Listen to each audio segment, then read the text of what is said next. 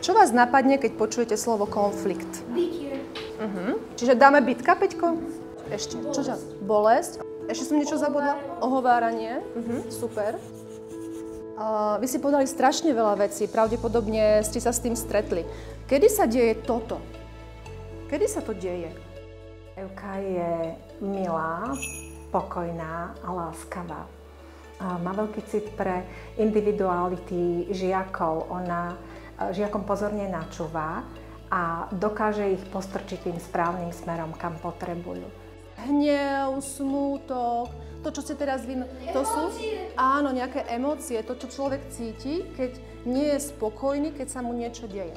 A našou úlohou dnes by bolo naučiť sa také základné veci, ako by si mohol takýto konflikt vyriešiť. Riešenie konfliktov je súčasťou výučby alebo učebného obsahu 4. ročníka.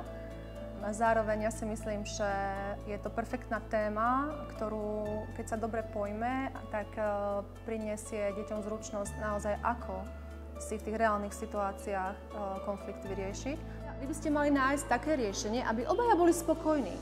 Vieš, sa ti stane niekedy, pohádam sa s niekým a ospravedlním sa, lebo to povie len učiteľ.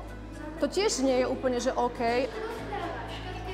A samozrejme, nie je to len o tej dnešnej hodine, ale treba to skúšať ešte aj viackrát a častejšie a uvedomovať si, aby sa im to niekde ukotvilo v tom ich vnútre.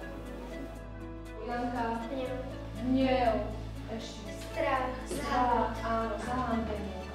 Smutok, že nemáš žiadnych kamarátov. Smutok, že nemáš žiadnych kamarátov. Diskusia je úplne nádherná metóda, ako prehlbovať u žiakov pochopenie a dôveru. To je úplný základ.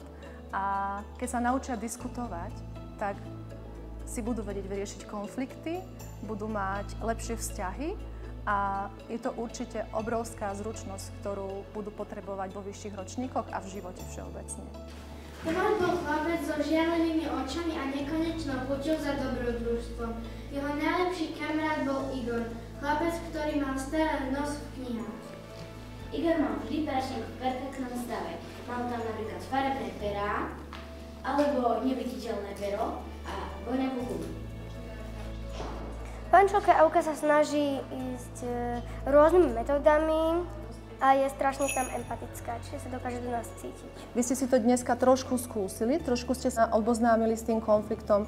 Väčšinou, keď sa niečo vám stane a deje sa vám nejaký konflikt, tak aj ten, kto ho vyprovokuje možno, tak má nejaké pocity a emócie a neurobi to len tak, ale niečo sa v ňom deje. Čiže skúsme sa pozerať niekedy na ten konflikt aj očami toho druhého.